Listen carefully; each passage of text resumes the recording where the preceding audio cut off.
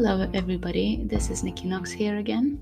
Today I would like to talk about another type of energy leak, which is around how other people's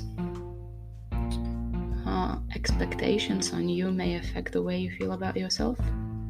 So that's also an energy leak in my eyes, because you allow somebody else to dictate your own worth.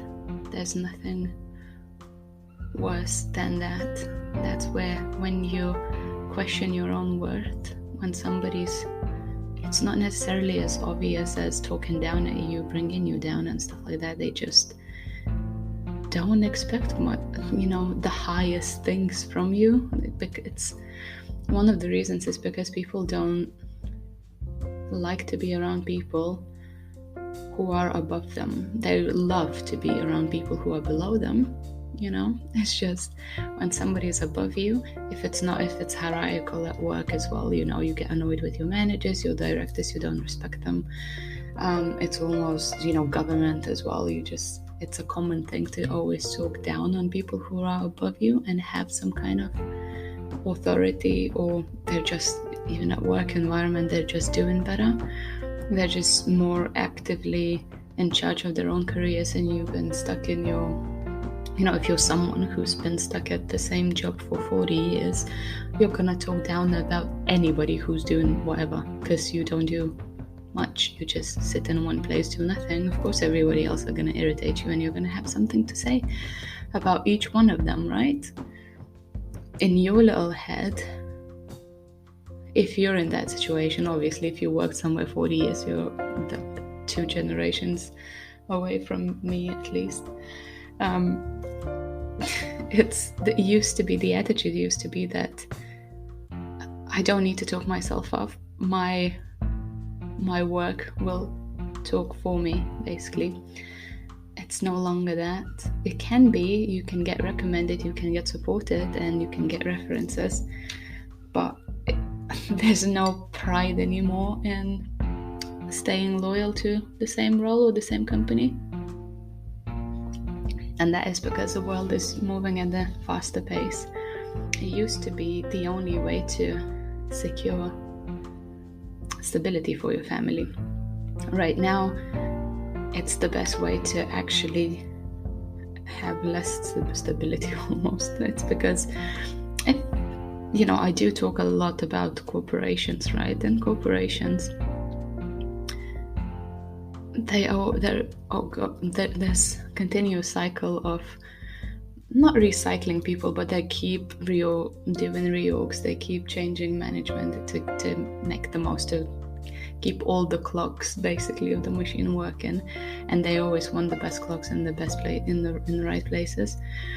So the longer you stay in this environment, the longer you stay where you are, the more vulnerable you become to redundancies, because you just become part of a furniture and the whole company is moving forward while you're stuck there. So you are more valuable to the company when you're versatile, when you're willing to change, when you're willing to move, and if you do it proactively. This just ace, right? But it's from the company's perspective, and as I said, it's from the corporate perspective as well. From personal perspective though, what are you thinking about yourself? Do you think that, when you're stuck in the same job for 40 years, why don't you want to challenge yourself? Why don't you want to share your knowledge and your experience somewhere else? Why don't you want to try yourself somewhere in a new environment, in the new management? Why don't you just challenge yourself at the end of the day? Why do you want to come to work day in, day out and just be stuck on that monotonous, I'm just here to keep the lights on, I'm just here to keep the lights on. You open the same spreadsheet, you do something, there's daily routines, not even in your own life, not even in your personal life, but also at work, and it's just day in, day out until you go on holiday for a week or 2, and then you just lay there because you're bloody exhausted. You're not going to be active on your holidays when you're like that, are you? You're just laying there, drinking, eating, and numbing yourself further. don't need to numb yourself. You're numb as fuck as you are. I'm sorry, but it is. What are you numbing yourself more for? That's just, if you're not moving anywhere, you're numb as fuck. On your holidays, at least do something opposite. I always say that whatever, if your job is, if your job is sitting behind a desk for 9 hours a day, on your holiday you should be going out and walking tons, because you need to do the opposite of what you're doing. I'm pretty sure if you're someone who worked in the same role for 40 years and goes on all-inclusive holidays to just drink and eat, I'm pretty sure you're still, even after work, you have a habit to actually have a drink, so you're not doing anything different in any way. It's just, instead of laying in front of a telly, you're laying in front of a pool. So it's not really a holiday, it's just something that you're probably going to come back and brag about, that you don't appreciate it that much. You visit all of these countries, you visit all of these beautiful resources, you just don't want to see anything, nothing excites you anymore. Guess why? Guess what? It's because you are so numb. So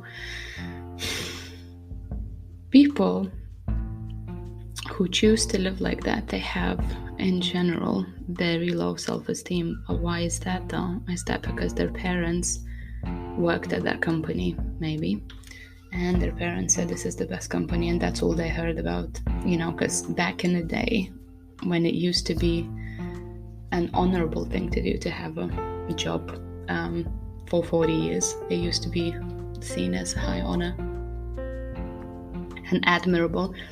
It's more likely than not that your father or your mother came back home and told you about how this is the best route ever. You don't have to look any further, you don't even need education, or you need just enough education to go back to the company that where it came from, and you can work there and your life is going to be sorted. And they say all of those things because it worked for them, which is fair enough. Parents are there to teach us what they've learned during their own lives so that we can take on more experiences. So we have two parents from like feminine and masculine perspective, and even in the same gender relationship, we would still have a feminine and masculine energy. So that's how humans couple, right? We need both of those energies to raise a child, to raise a new life. And the actual sex of the person has nothing to do with that. It's the energy behind them. You could have very masculine woman and very feminine man, for example. You can have two masculines, a very strong masculine man and very masculine woman, which is the worst thing that could happen to a child, because they will just grow up cocky and entitled and damaged. But I'm not gonna talk too much about that. The thing is, you have your parents telling you that this is the best thing to do. That's all you've known. So if you're an old school, and it's gonna be all of these changes that I'm talking about claiming new energy back and everything, I cannot even fathom how hard it would be to someone in that generation to actually recalibrate their brain, because Jesus Christ, that was a biggie, and it took such a long time for them to get out of this. And I know there are some, to me they would be granddads and grandmothers. There are some really cool ones, and I have no idea how they made it so cool in this modern world, because it's almost like they lived on a different planet. It's so different. Their whole mentality is so different. And I'm not gonna lie, my generation is still, I was born in the 90s, right? My generation has still got some of those duty, I need to do this, I need to make sure this happens, blah blah blah. We do still have those old values in us a bit. We are breaking, so we're that transitional generation, like 90 to 2000, we are that transitional generation that we're kind of have some of that so we're half decent basically.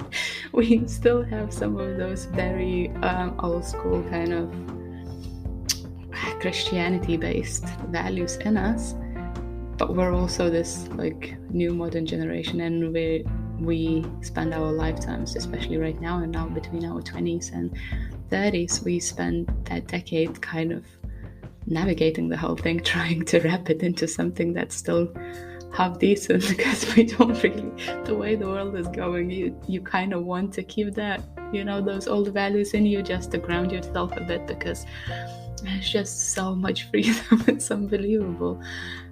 But you can't it's easy to get lost into the whole artificial thing. We're not meant to.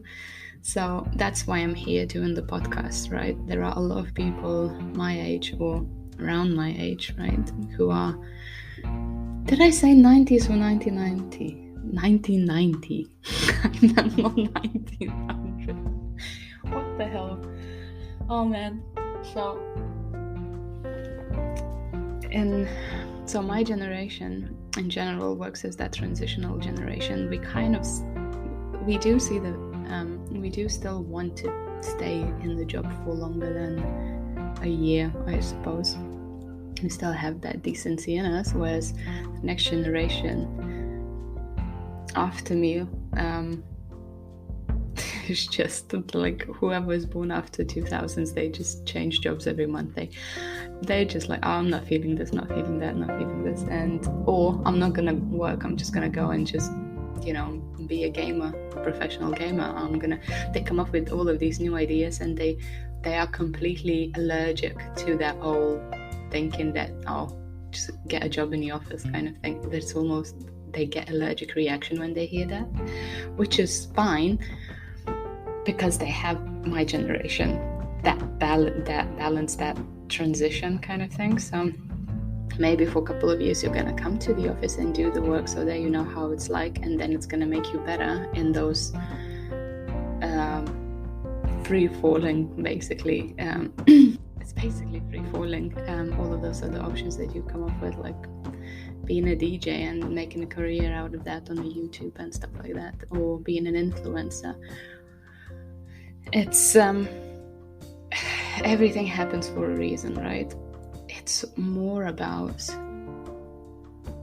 when you start leaking the energy, though, is when you start feeling guilty about being the way you are. And these youngsters, if you will, they don't have any guilt about it. It's just flushed out of them. If you're a bit older, though, if you're not in your 20s right now, as you listen to this podcast, you probably have some guilt. And especially we talked about how much shame and guilt you feel when, after doing all of this, you're better than your parents, you don't give your job such a huge, kudos to the job, but you are working hard, you are trying to do everything well, you try to balance these old values and the new values, and you try to be your own person, and you try to be good to your family, you try to be good to the community, you try to be good at work. It's all everybody's expectations on you, right? And you're constantly feel like you're chasing your own tail, and you're just failing everybody. So that's a massive energy leak that we discussed before, and that's based on the expectations that other people place on you. Now let's talk about what happens when you have a breakdown, right? And you come back to the old environment where you broke down in. What happens then? So you try to integrate back into where you are. If you're lucky, you have a manager who's supportive enough to give you time to do that, and to give you to kind of rearrange your tasks so that you're comfortable and you're going to be reintegrate into where you are. It's all fine and well until an inevitable happens and you have a wobble, at least, to say the least. I think I've done a podcast where I said that I did have a wobble, and because you and then the judgment kicks in from other people. So if you came in, you had all of that support. I'm not saying you put the brave face on, but you kind of tried your best to be back into the position that you were and to be the way you used to be. But once you have a breakdown and you actually take the time to look deep inside of you, you will never come back. Even if you don't take the time to look deep inside of you, if you spend, 2-3 months daytime drinking and catching up with friends, you still took yourself out of that monotonous day in, day out kind of scenario, and it still changed something in you. You will never come back to your work environment. Let's focus on that. You will never come back to your work environment the same person. So when you come back to this, but people who you left behind for those couple of months while you were trying to restore yourself in one way or another, and I use that term loosely if you've been daytime drinking for 2 months, so those people stay the same. So when you come back, they expect you to be the same, but you're not anymore. So what happens, you start having glitches. Some things that used to be normal to you, or some things that you used to be really good at, like multitasking, or have great time management, or have no issues presenting to these corporate gods, let's say, and stuff like that. You were the outspoken one, you were the data analyst superstar, you were the quality assurance guru, and all sorts of things, right? And what if you can do those things, but you don't feel any passion about them? So when they so happy that you came back and you can plug that gap in the team, or that gap in the knowledge, or they were, somebody was deputizing, but they just, it's not that you're irreplaceable, but you had your value and people were looking forward for you to come back to add that value back. What happens when you're just not feeling it anymore? You have a glitch and you have a wobble, you have a little cry at work, a simple task, like for me it was a presentation I had to do, and it was lunch and learn, where you just tell people how to do things, and it wasn't even, but it had a deadline, and it really threw me off the edge. That's something so laid back, I suppose. Lunch and learn is, you just talk about what you know. Basically, you just share your knowledge, you just share your experience. You shouldn't even need a prep for that. You do that all the time. When you talk to somebody from another department, from another company, you pick a topic, and because it's your job, you can talk about it. It's so straightforward, it's unbelievable. It tipped me over the edge because it had a deadline, and I was like, I don't know what to add to these slides, I don't know what else to say, I don't know at which level I need to pitch this, I don't know what to include, what to exclude. Are we talking about this, are we talking about that, what's the aim, what's the audience, boom, boom, boom, boom, boom, everything. And I was like completely spiraling, and hadn't I had the holiday within a couple of weeks, I would have been signed off again, because I stressed myself out completely on those things, and I don't know why. I think it's because I think it was because people thought that it's just going to be the easiest thing for me to do, so it was their expectation, and when it wasn't, I started beating myself down for it. And that's the danger. It's, you do one thing, you come back, you do one thing right, and then everybody expects everything else falls into place. When you're going to come back after being signed off, if you chose to do that, there's always going to be some idiotic trigger that you cannot explain, because you've been fine doing so much more complex things and presenting so much more like crucial data, and lunch and learn something idiotic that I should be able to do in my sleep, and I just couldn't. And you're gonna find yourself doing that, because I've seen that amongst many people who came back. It's just the most mundane tasks are completely unachievable, and it's just, I don't know, it's just the oddest thing ever. So when you have your little wobble, people get triggered basically. So they think, oh my goodness, if she's gonna be she's broken, she can't do this, or she's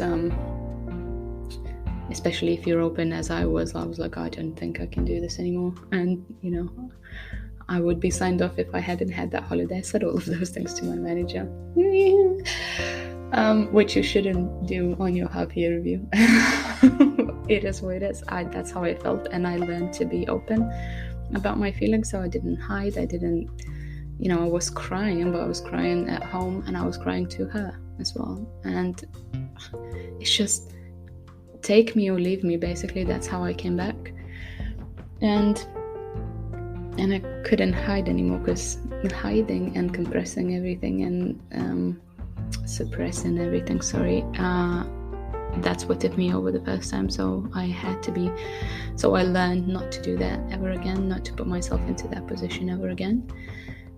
But then naturally, from other people's perspective, okay, so if you struggle with the simplest task, maybe you should go down a level or something, or maybe we should look into your role and see if we can remove you from talking to people. Maybe that's going to be better. And it very quickly, it's a very fine line between helping somebody reintegrate and then patronizing them.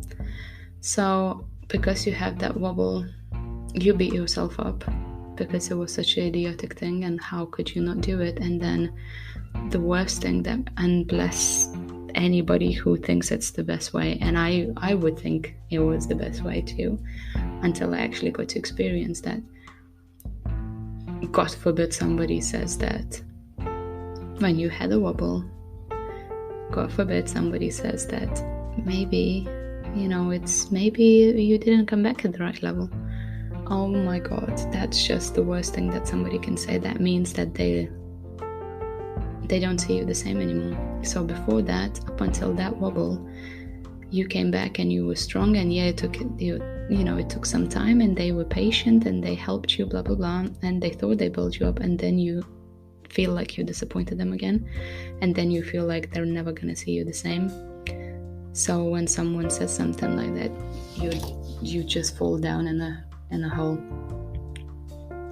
And when you fall down in a hole of that guilt, which is not only coming from you, right? Because you feel like you disappointed yourself, you feel like you disappointed your team, and you feel like you're gonna start spiraling once you get into that guilt trap. And it's called a trap for a reason, because you start exaggerating everything, and you're like, oh my God, I'm gonna go to, if I go down a level, I can't afford this place that I'm renting right now, or I can't afford my mortgage payments anymore.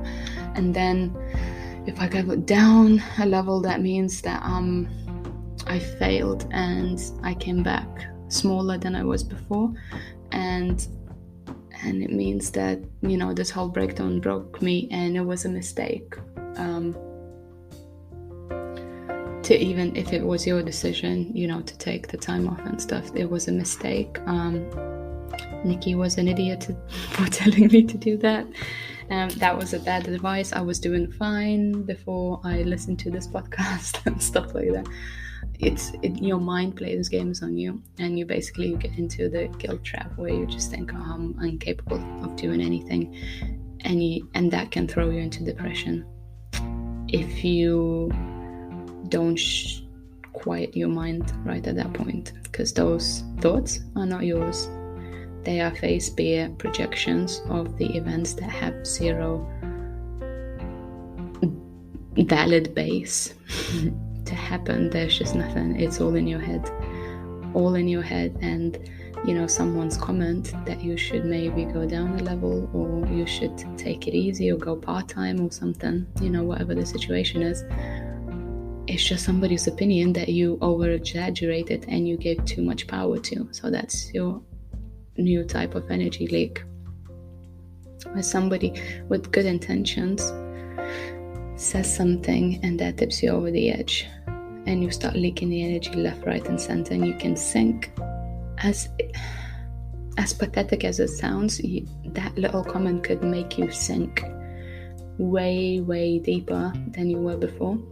It's because you came back, you tried, and it didn't work, and you it's you're disappointed in yourself, and you're disappointed that you disappointed others too. So it's triple guilt about the whole thing.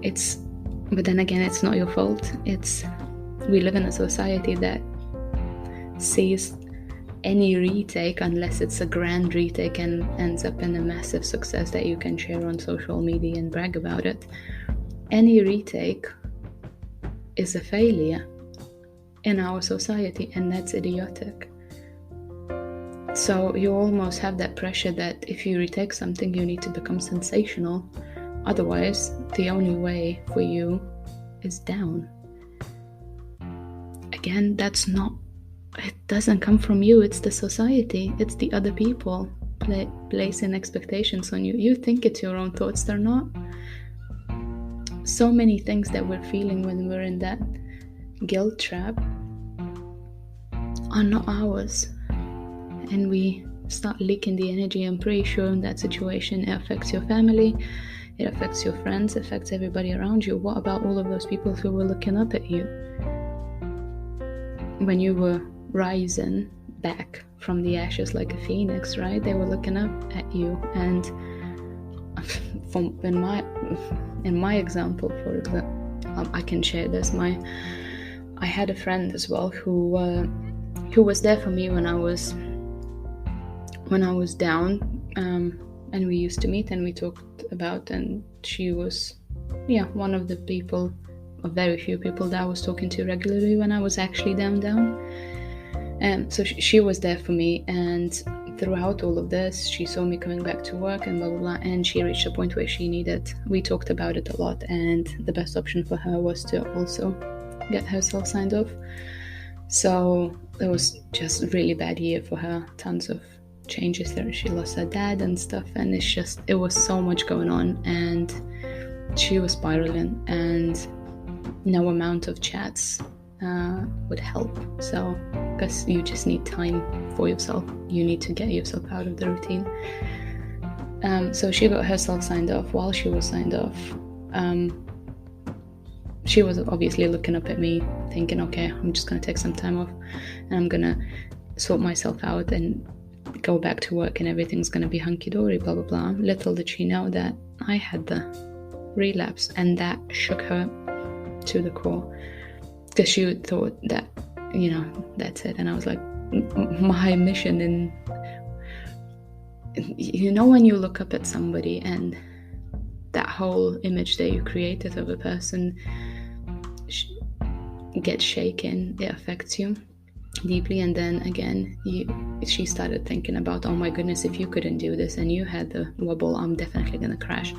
No, it's just, so I showed her that the way that I reacted and responded to the whole thing, I accepted it as it's gonna happen. So that's why I said, you're gonna come back to work, and it's gonna be an adjustment, and it could take any amount of time before you relapse, or you may not relapse at all.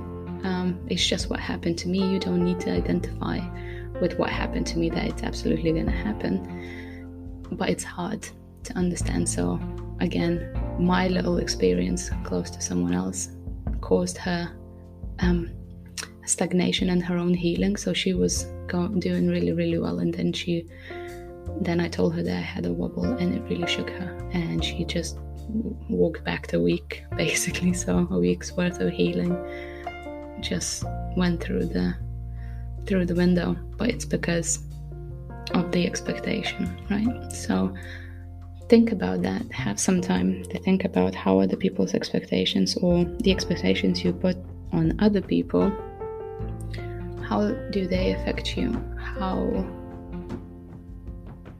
do you choose to respond? Because that's how you claim your energy back, and that's how you claim your power back. Is you can't always control what's happening around you. Most of the time you can't, but you can always choose how you respond, and that's all that counts. So as always, my podcasts are not to teach you, they are to get you thinking. Should you take accountability? Should you give yourself a break? Should you be more nicer to yourself and others? Just think. how this applies to your situation and learn from it. That's all I'm asking. Okay, that's it for today. Love you all. Nikki.